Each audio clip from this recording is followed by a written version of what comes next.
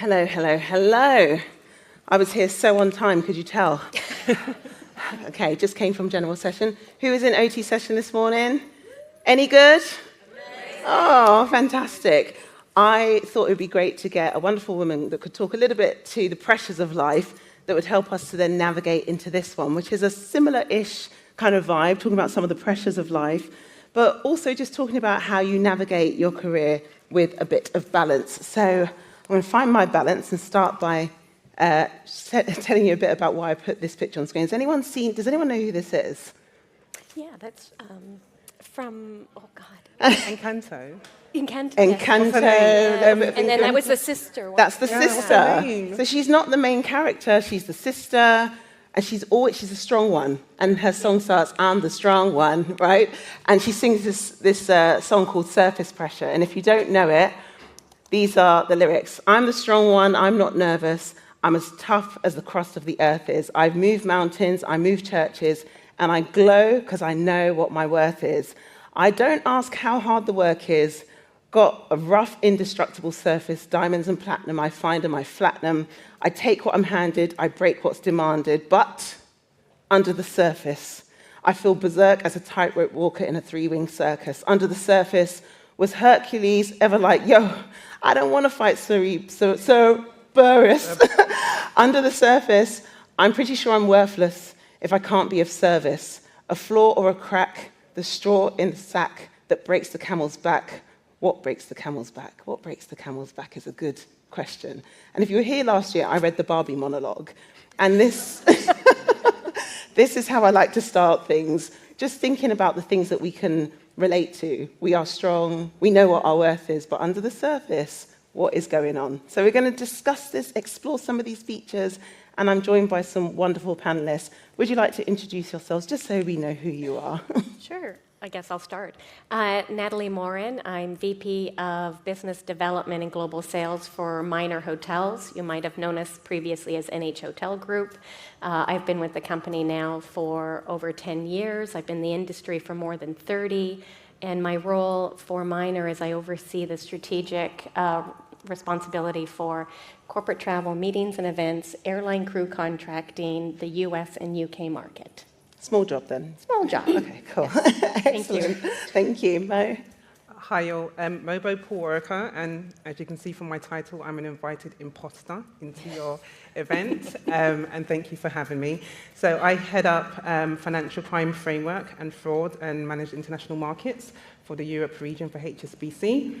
I've worked within financial services for 7 years now. Prior to that, I had a career within IT. So thank you for having me. Oh, thank you. And then finally, Mandy. Thank you. So, hi everyone, I am Mandy Warwick. I'm the Global Operations Director for events at Reed & Mackay. I have worked there for about 6 years, but been in travel and events for about 24 years. Delighted to be here. Phenomenal. So we're going to get straight into it, given that I was a bit late. So we're going to start talking about balancing compassion and business needs. And one of the reasons why I thought we'd start here is because if you take that person that I just mentioned, you know, full of work, but under the surface got a lot going on, there are, you know, obviously lots of women facing pressures and challenges.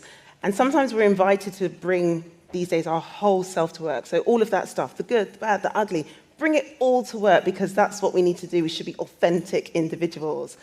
However, as female leaders, when you've got other females bringing their whole selves to work, how does that impact the work? And how do we balance that need for the business with compassion? What do you think? That's true. I think having a balanced approach, I think, is really important to be honest with your team, be honest with yourself in order to be able to focus on what you need to focus on. So sometimes personal takes precedent over professional and vice versa. And we were talking earlier about setting boundaries within your work-life balance. And so knowing that where you need to maybe go beyond those boundaries at times because work demands it of you, but then also understanding that you need to be cognizant of the personal time for yourself, for your health, your mental health, your personal health, physical health. I think for me is understanding working within those pressures of how much I can give of myself, but not give too much in order that I burn myself out. Yeah. Now, Mo, when we spoke about this, you had a point to make, which I was like, I never thought about that. What do you think about bringing your whole self to work? I think we had a decade of authenticity. It was the buzzword everywhere you went. I had a T-shirt, so I signed up to it. I think bringing your whole self to work, yes, true, but it has to be with context, right? Where do you work? Who are your audience, your team, the teams that you serve? I think women, we walk this tightrope of not being too masculine and aggressive and not being too feminine and, as per the being almost felt to be irrelevant. I think it's really important that when we bring our full selves to work, yes, it has to be authentic and genuine. You won't talk to me for more than 10 minutes before you know that I've got 3 kids, because that is such a huge part of my life. I'm not going to accept a call at 8 a.m. or at 5 p.m. That is bringing my full self to work. But I think we have to use wisdom, right? No matter what the truth is, perception is king. Perception will, trump every fact. And it's what people think of you, how they judge you, that even in your absence, when decisions are being made, that's what's going to carry weight. So yes, bring your full self to work. Don't be, dying in the background whilst you're pretending to be somebody that you're not. But at the same time, when you bring yourself to work authentically, that means putting the correct boundaries in place. That means, I leave at 4 o'clock on a Friday for swimming lessons with the kids. That's known clearly, it's communicated transparently. I'm not there ducking and diving, trying to Teams on my phone to pretend I'm working. It's a boundary that, because of the trust I've been given to work within the confines of the working day to fulfill my activities, I can be transparent. And I think with authenticity, let's add transparency to that. And I think we're partway there. Fantastic. Yeah, and I suppose just for me, it's about honesty. So, like you say, there's no hiding, I'm running off to a swimming lesson. But flexibility as well. For me and my team, people go through lots of different things. And all I ask is, they're honest, and then we can be flexible. So, they have to take an afternoon off or something. Yeah. And then I know they'll make the time up at some other time. So for me, it's about honesty and flexibility. Yeah. Now, something that, I heard recently from somebody, they said that their boss had spoken to them that they were completely irrelevant, completely torn them down. They were going through something very personal, and their boss it was just like no compassion. So all this stuff we're talking about, just none of it.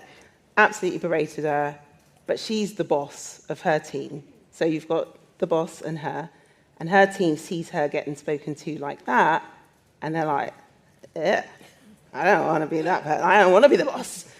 So how do you go back to your desk and sit down and still be the boss when you're not feeling like a boss? What do you think? What can we do? What should you do? I'm giving you the easiest questions. Right? Don't you worry. I'm the one starting with the easy questions. I think it's important to not talk down to your team about your boss. So first, don't start that. That's not, I think, the professional way in which to approach it. But I also think that you need to be very honest with your team, in the sense that I think it's okay to bring yourself, your whole self, to work, because who you are in work is who you are outside of work. And why should I be a different person here than I am there? Yeah. Understanding that if it hasn't affected my productivity within the company or the people in which that I'm working with, deadlines, tasks, or anything like that, then I think it's important that we be authentic and we be open and honest with one another in order to be able to continuously work and achieve the goals, but also remain human in a work environment. Yeah, absolutely. Mandy, just if you take that to the step further, let's say, so I gave a tough scenario, but let's say any one of those, I'm dealing with imposter syndrome, I've got, maybe some hormonal changes, maybe I'm taking, hormones because I'm trying to get pregnant, I've got all these things going on, but I'm trying to be the boss. How am I managing that with my team? Sometimes you might cry at your desk. That can happen. But what do you do? How do you influence and impact your team? I've had moments when I've cried at my desk for various reasons. And I think it's just about trying to get that composure back. And know that it's okay if you're not having a good day. As long as the team know, we're not all, iron face, not able to, have any compassion or feeling or emotion. It is okay for you to have good days and bad days. Yeah. And I think, if that happens to me, I would probably go to the bathroom, go for a walk, come back. And then, at some point, say to the team, I was having an awful day for this and that. And it's back to that honesty part. That honesty and transparency. Yeah, absolutely. Do you have anything to add to it? The thing that I would add around the empathy point is that it's really important that we remember that our bosses have bad days too, to the point you've just made, Mandy. So, if they've spoken to you totally off, I would expect that you would already have an expectation of your manager, the relationship you have with them. Yeah. You can judge if that's a bad day and give them that grace, find the appropriate time to speak to them about it. We have touch-ins at the beginning of every team meeting, check-ins, and I know some people, it's a love-hate thing, but our check-ins every Monday in our team meetings, yes, it's how was the weekend, but the point of that is so that we know how we're set for the week. If I've had a bad weekend because my little one's molar teeth are coming in and it's been lack of sleep, I'm a bit cranky, I would expect a bit of grace from my team if I've been a bit off with them. Likewise, if I know they've had a tough weekend or what they're going through, then I would know that, okay, that was a bit tetchy, combative emails, but I'll give them grace. So I think checking in with your teams is not diving straight into work. We're all humans behind the role titles, and then affording that grace and empathy. And I think it's because they need to know that they can also be human in their day-to-day as well. Yeah, I completely agree. And quite often what I do, I go back to my team sometimes, I'll check in and I'll say, when I said this, was it a bit harsh? And I like to do it because they'll often be like, no. And I'm like, okay, cool, keeping balance. Like, I want them to know that I care about that. Yeah. Because I don't want them to think I'm just like, right, do this, do this, do this. But sometimes we're on the go, go, go. We're running an event like this event, and sometimes I'm like, right, I need you to do this, do that. Okay, is it okay? They're like, yeah, it's fine. Yeah. I said please and thank you, right? Yeah. I'm not sure I did half the time, but I meant it. I definitely meant it. It's there. It's there. It's implied. So this pressure we're talking about, there is a pressure sometimes to rise, not just as women, but obviously as people. It's pressure to have a career, pressure to study, pressure to rise. And I've been told sometimes people are kind of like, well, maybe I don't want to rise. Is it always healthy to have that pressure to be the this, then the this? I like my job as it is, and I just want to be the best that I am at this job. Like, how healthy is that, Mo? What do you think?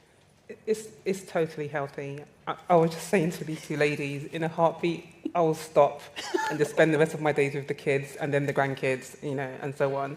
And with a role change, especially when it's going to the next level, often comes with more responsibility, and whether it's based on circumstances, family circumstances, looking after aging parents, so many different factors. Some people don't want to move into additional responsibilities, and that is totally fine. I think for myself personally, having kids triggered me to want to, climb the ladder more so that I could do more for them. But we have different trigger points. But the pressure is real. As we went through the words of that song, I was like, my Lord, this is me. The first two stanzas was just like, wow, why have I sing this song all the time. I've watched the movie at least 20 times. Why have these words never, spoken to me in the same way? But when you read it, that's the difference of reading versus watching movies. But yeah, no, the pressure is there. But I think personally, everyone needs to judge their circumstances independently. It's very hard. I know the environment that we live in. You can't but help but see what your neighbours are doing, looking over the fence. But if you make the wrong decision because of somebody else, you most often regret it. Yeah, Natalie, what do you think? Well, I actually had a situation with one of my team members, and so I think it's understanding what might be stopping them from taking that opportunity. So I had an open position within my team to take on the director position of the market, and so she was a team member, and I thought she was going to be great for the role, and she was like, no, it's not for me, and I'm like, really? Like, why? Like, what's stopping you? I need to understand that because I think that you'd be fantastic. And she was like, well, I don't know how the other team members that I work with today at this level that are going to then perceive me at this level. And I thought that was really interesting. And I said, well, then have those discussions with them. understand that if you were to go for this position, what was their take on it? So have that open communication.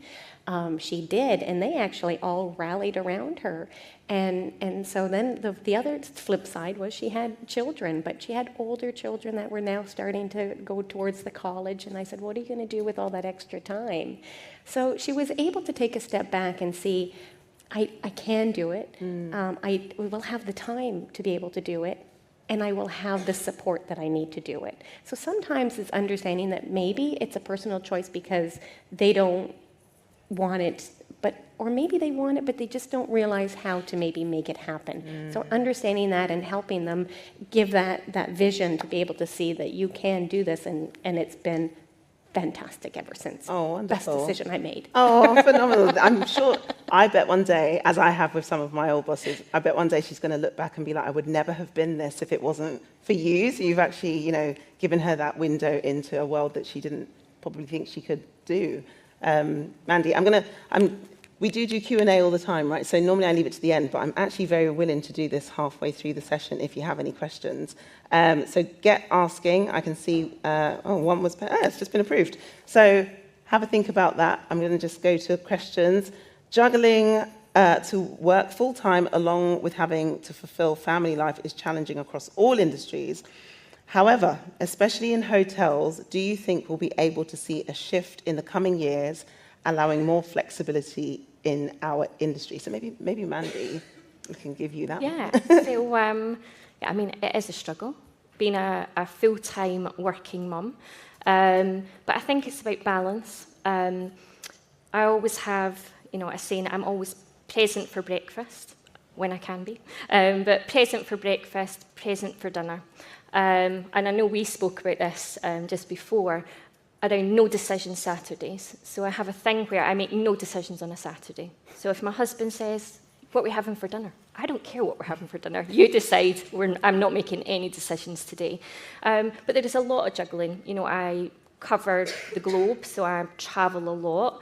But actually it's about working with the family, having that support, working with my colleagues, and also explaining to my daughter, why I'm doing this, why I want to do it. And share my world domination journey with her. I told her yesterday, oh, Mummy's on stage tomorrow. She's like, yes, go, Mummy. So I think it's just about sharing that, bringing her into it as well, so she knows, well, I think she thinks I just run events all day. But Weddings. Yeah, exactly. Bringing her into the conversation so she knows what Mummy actually does as well. I'm going to come to you in a sec, but this one was specifically for hotels. Yeah. So do you think there'll be more flexibility in hotels? I mean, I think, yes. COVID taught us a little bit something about work-life balance, about how to work together within your other departments in order to be able to support one another, understanding that we have flexibility by doing so. Now, there's some areas within hospitality that, unfortunately, we are 24/7, 7 days a week, holidays, doesn't matter, et cetera. So I think it's understanding within your teams at the hotel level what they can work with what they can't, and then understanding your demographics within your team in order to be able to schedule accordingly. So I think that's where you need to understand, because I actually started my career in hotel, front desk. I did it all. I was on the convention side, et cetera. But I was the first one to raise my hand and say, hey, I'm happy to work holidays, et cetera, because I also knew at that age, I got extra money for the double time, et cetera. So understanding the teams and what's important to them and how you can actually manage that, I think is possible. Yeah. But I think it takes planning, and I think it takes initiative, and I think it takes someone that is willing to do the work in order to be able to provide work-life balance for their teams. Yeah, and absolutely. so a GM top-down can really help with that too. Yeah, and I did a session not so long ago on asking for the role that you want. So it was about job titles, and I was basically like, if you've got a rubbish job title, it doesn't really describe what on earth you do, which happens a lot in events and hospitality. You should probably go write your own job spec at that point, outline what it is that you actually do, and then put a job title to it, and then go and ask your boss for that job title. And luckily, someone yesterday told me they did exactly that and they've got exactly the title that they want. I was like, yes, these sessions work. But similarly to what you've just said about planning, and you said GM down, but even back up to be like, dear GM, this is what's required in order for this department to function. They might appreciate the help. I think it's understanding, involving people. So it's not really just your decision. So I think scanning the team and asking the question, because then you might have gotten an idea that you never would have thought of if you hadn't done the polling. Absolutely. Right, let's go to practical tips and strategies. And it will go with this question. Forget my questions. I'm liking your questions that are coming in. They're very good. Especially after having children. Mo, I'm going to give this one to you because you mentioned your children a while ago. Have you ever had an imposter feeling, and how did you overcome it?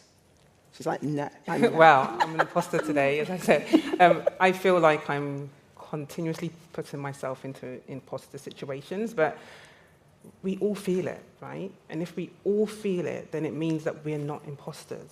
Yeah. Once you realize that we're all the same, then by definition, we can't be an imposter. If I'm an imposter and all of you are imposters, then really who is the imposter? It's that simple. My career, as mentioned, I started in IT, 10 plus years, and I moved into financial services whilst on maternity leave. I just took a leap. The bus pulled into the bus stop. I jumped on the bus. It was limited time to make a decision. And I walked into HSBC, the huge tower, and I was just like, what have you done, Mo? The first week I sat in those meetings, and it was another language. There's a million acronyms in that building. I hadn't the foggiest what I was doing there. But I can get through a good interview. I'm good at convincing people that I can do the job. But I sat there, having gone from very experienced in my previous career to a total novice. And that feeling is really hard. And I did the same again 3 years ago when I moved from reg compliance into financial crime fraud. Once again, knew nothing about fraud, convinced them I was the one to hire. I was an imposter again, and I sat there thinking, but this time I was expecting that same trough of despair. But once you've done it a few times, you don't land in that same valley. You get there and you're like, oh, it's not that bad. So I don't know A, B, C, D, E, F, G. I can learn that. Mm-hmm. I've been told these are my contacts. And every time you do that, you realize that the fear of the unknown is not as scary. So what I will say is, go for it. In terms of the tip, go for it, because I've gone from this total imposter, novice in HSBC, assistant manager. I've become a director in 6 years, which is really unheard of. Because I kept becoming a novice, I kept becoming that imposter. The trough of despair was less deep each time. So go for it. That's where the growth will happen. And you'll realize that we're all imposters, right? I love that so much. It resonates with something I heard from an absolute boss event planner. And I can't remember if she went from LinkedIn to Snapchat or Snapchat to LinkedIn, one of the two. But you hear this big business name, you're like, oh man, wow, you're at LinkedIn. Wow, that's amazing. You must be amazing. You must have 2 heads. Like she must be a unicorn. And she was like, nah. First of all, I'm dyslexic. And I find it really, really difficult to even keep up with what anyone's like giving me or talking about. But I'm always like, it's fine. I'll gather along. And when she wanted to make the jump from one business to the other, she didn't have the foundation of what she needed to do in the next place. But she thought back to when she'd done it the first time, and she was like, yeah, I'll be fine. That'll be great. And she was like the most senior event person in that organization. So I try not to keep her anonymous because she might not want me sharing her story 10,000 times. But I was like, at big business, big name business, best person for it. But she herself was like, I definitely don't have the skills for this, but I'm going to learn. It's going to be great. So stretching up is always a good thing. Mandy, I'm going to give you the next question. So I'm actually interested, if we do have a microphone that can walk around the room, right, if anyone's brave enough to join this conversation, because I'm interested to know why this is a question. And the question is, what advice would you give to someone who's moving into a leadership role, managing a largely female team? And I want to know, or maybe if you're brave enough, why is that a challenge? Like, what is it about the female team that would provide the additional layer of challenge versus a team? I'm so intrigued. There's a hand up over there. And yeah, is it reasonable? I'm asking, yes.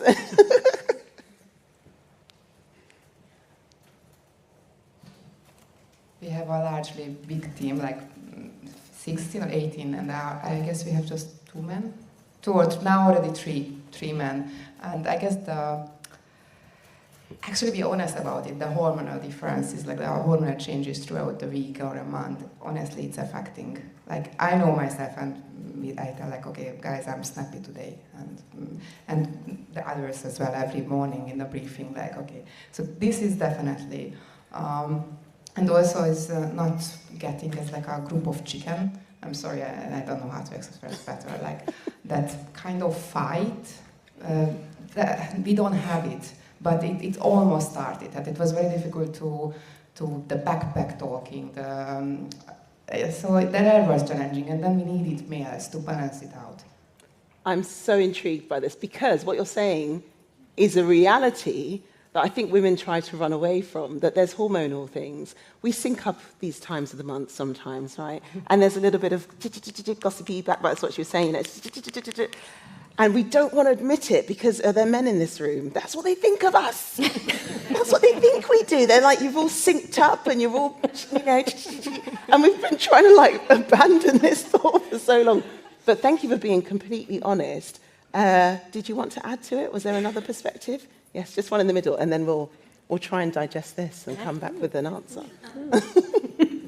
They're going to solve this for you. I'm just a host. I don't know what the answer is. Hi. Some years ago, I managed a very large team for EMAP conferences of principally young girls. So, there I was, old enough to be their mother, all of them, and I had about 14 young girls. And I think what I found, that there was lots of emotion, lots of tears, permanent box of tissues on my desk, but a lot of it was just stress-related. And I think what I found is that gradually, as I put in place processes and development plans for everybody and opportunities to speak when things were getting on top of them, because they'd been left to their own devices and the emotions had risen to such a height that the first little thing that went wrong, there would be tears and tantrums. And so it is difficult, a room full of particularly young women, because they're still finding their way. But, it's creating an atmosphere where they're allowed to do that, but we need to make it over here in private. And then everybody realizes that there is a release valve, but it can't be public and it can't be all the time. But you have to put in place things that will help them overcome that. But it was, the first year was slightly traumatic while we got through all of that. Love that. Thank you so much. I appreciate the perspectives, and it's given us something really meaty to talk about. I'm just going to balance this out by saying men have a lot of testosterone, and they fight and they cry a lot as well. So it's not just the women, but we see the unique challenges of female teams. So, Mandy, I saw you nodding a lot there. Yeah, absolutely. I mean, I think I probably have 10% males in my team. And I have to say, actually, sometimes men are actually worse than women. There's a lot of coffee chats or beer chats going on. But for me, I just try and nip it in the bud. So, and that's how, in terms of my team, my direct reports, they're exactly the same. If they hear anything, if they see anything happening, we'll go up and join the conversation. Like, let's bring this out. What's going on? We want the feedback. If there is a kitchen chat, let's bring it to the table. Let's not hide away. It's about being honest. So I think we are hybrid workers as well. So I think that also helps. So, if you are having a bit of a down day, we're a bit flexible. So, I've got really bad cramps. I can't come in on the Tuesday, I'm in on the Friday. I'm like, great, hide away at home. Excellent. But no, I can't deal with kitchen chats. We try and nip them in the bud. I just think it's not a great environment when you've got people, running off here, running off there. So we nip it in the bud and just be honest. I love that. I've got process, which is what I got. Build a process, get some honesty and transparency, nip it, call it out. Yeah. Any more tips on that one? Largely female teams. I think for me is when to intervene and when not to. So I think that it's maybe understanding the situation as to what's occurring maybe between two people or with that specific person. And so having understanding of what's going on and then when to, yes, it's going to potentially resolve itself on its own. It's just going through a situation right now. Or this could become a bigger thing if I don't now nip it in the bud, address it. So there are times where I've had conflict between two personnel, and I've understood that it was just a misunderstanding, but I put them in the room and I said, you're adults, solve it yourself, talk. There's so much back talking of, well, she said this and this. Well, I'm sorry, you're adults. You know what? Get in a room, be honest and discuss it. Absolutely. And be open, because if you can't do that, then how can you, so for me it's no. So, but there are times where it's going to resolve itself. It was a situation and we'll get over it. Yeah, absolutely. Any thoughts? You don't have to have them. Yeah, I'll just add that a reminder that we are also females being managed by somebody, whether it's a female or a male. And once again, perception is king. If we are there constantly involving ourselves in these conversations and, an opinion will be formed. Yes, our emotions go up and down throughout the month, but to the point, some days are at-home days, just better.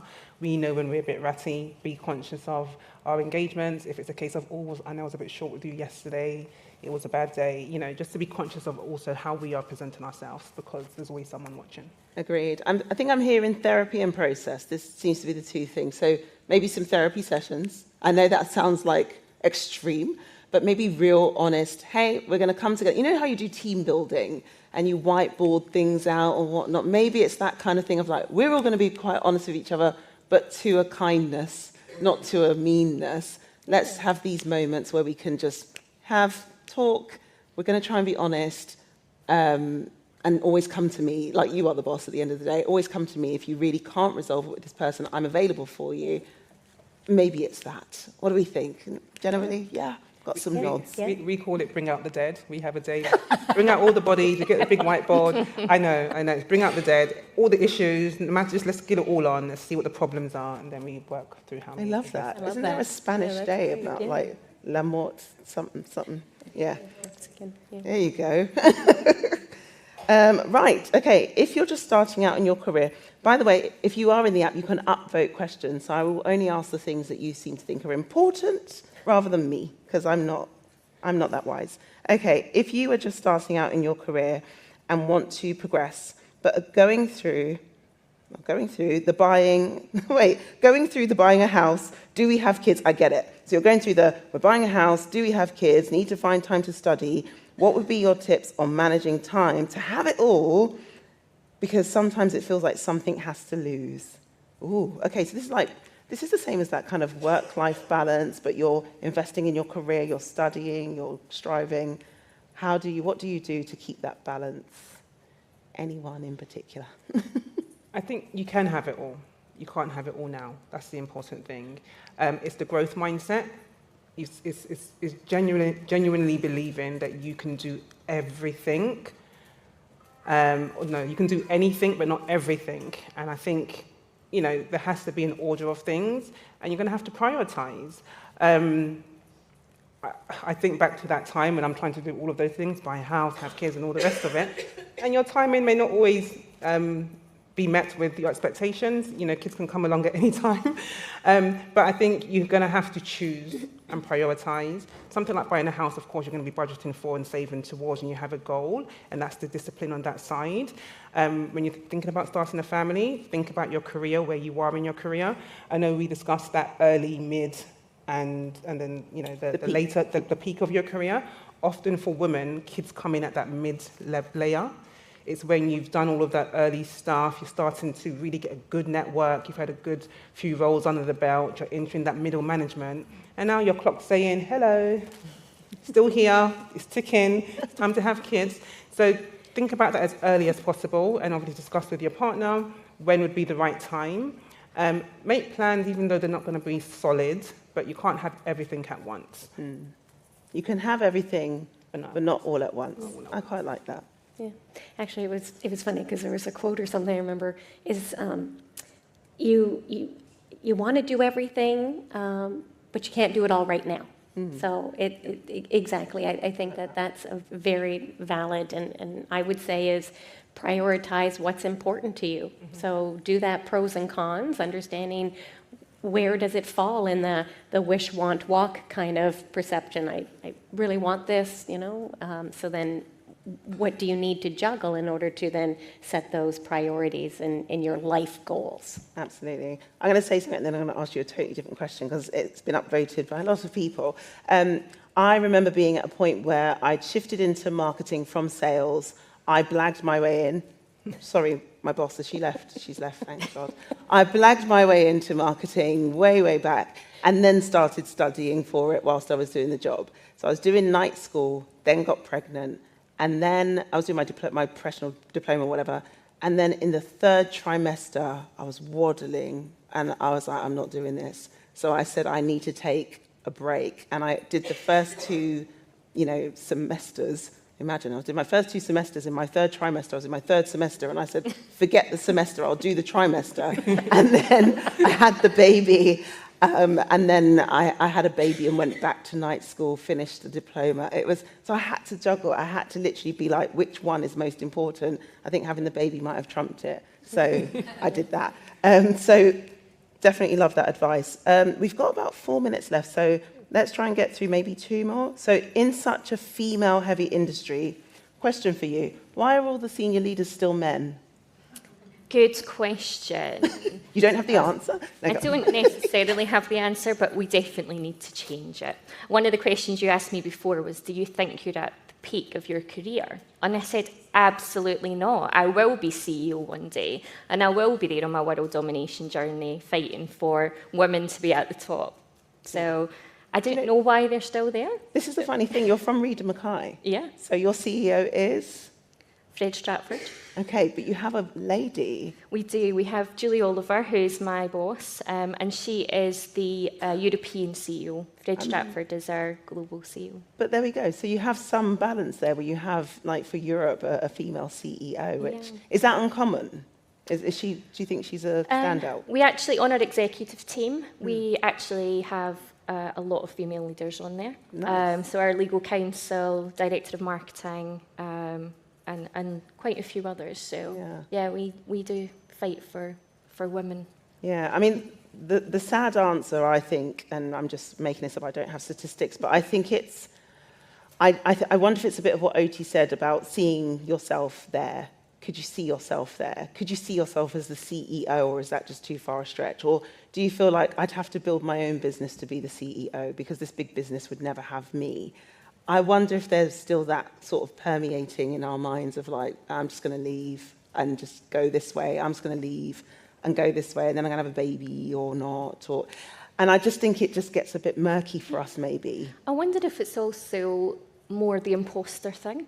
Are women more prone to imposter syndrome than men are? I don't know, but I think it's about believing in ourselves to be there. Agreed. And I'm saying this not to, you've gone quite far in your career. Are you going to be CEO of HSBC, or does that sound wild? I think nothing's wild. If I wanted it, I would go for it. Love it. Go for it, right? Don't feel like, okay, I want to start a family. And even if you choose to take a career break, that's fine. But if you intend to go back, go back. If you choose that I'd love this so much, I just don't want to, it's fine. But don't do it because society has told you that, you go to the parents' evening, and I flew there yesterday, literally flew to get there on time, and I was there all booted and suited. And I got certain looks from parents, because they don't see me often at every parent-teacher event. But you all have that, and be okay with it, because you've decided, I want to be a present mum and have a present career. It's fine. I think we take the judgment of others to heart sometimes, and then we tell ourselves we can't do it all. Sometimes it's like, no, I'm halting, pausing this diploma to go and have this baby and have some time. I'll go back to it, and it's fine. Yeah. If it was meant to be a year and it took you 2 years, it's fine. Yeah. As long as you go back. If you want it, just keep going for it. I love that. Give yourself that grace. Okay, last question. I'm squeezing it in. How would you navigate managing team members that are older? Oh, wow, some question just disappeared. Okay. How would you navigate managing team members that are older and not accepting your leadership, especially as a young woman? Do you think you could provide any advice? I had a situation once where that was the case, and I was very open and honest, and this is who I am. This is my role. This is my expectations of you and your role. If this is something in which that you can't work with, I can't help you. You need to own that, and at the end of the day, you need to decide whether or not you want to stay in that position under my leadership. So I think sometimes you need to also not take the full responsibility and put it back on the person that owns it.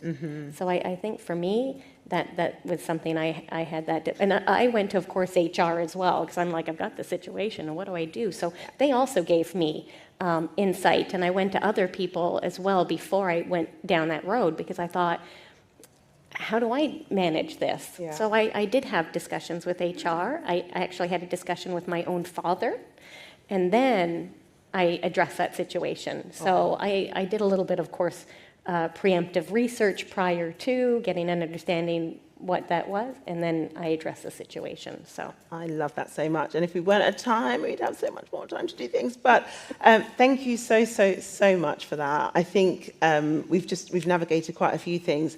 We've heard process, we've heard honesty. You can have everything, but not necessarily all right now. You mentioned HR at the end. I must say, in all these circumstances, documentation is a winner. HR will always tell you, did you tell them? Did you tell them on email? Have you put it down? Have you documented it? Because one day, when you want to go back and address any one of these issues that we've spoken about, you'll need some proof. I'm just going to tell you. They'll be asking you, did you write it? Did you ever write it down? Did you ever tell them? I did. We had a meeting in the coffee shop. It's not going to work. So process, honesty, transparency, some documentation will help you. And I think we've had a lovely session. So thank you very much. thank you. Thank you.